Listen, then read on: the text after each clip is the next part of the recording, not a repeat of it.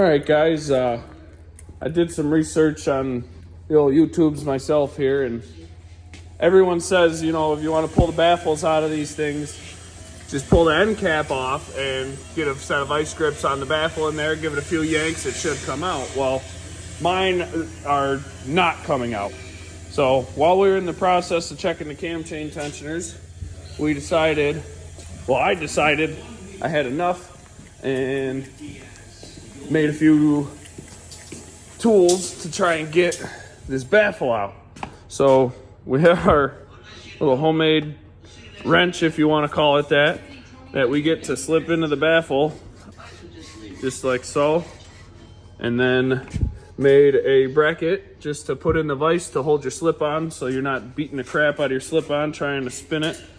And we'll see. I'm going to throw a couple tacks from the so-called socket on the wrench to the baffle, and we're going to try and give this a wiggle, see if it'll come out.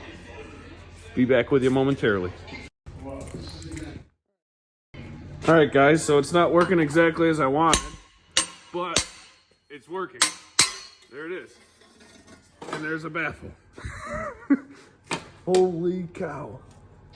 My initial idea was to just spin it out like a wrench, and it was really putting a lot of torque on those brackets under there.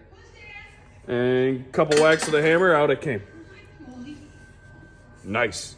All right, guys. So for those of you wondering, I obviously used a TIG welder. You could use a MIG. I do have a MIG. I just didn't want to possibly have the introduction of spatter all on the inside of this. But these baffles are super thin. So I used my TIG, and this is what it looked like. Just throw a couple little baby tacks on it. Nothing crazy. And then obviously when it's off, take grinder, slice through them tacks. It should be able to come right off for you. So for those of you wondering,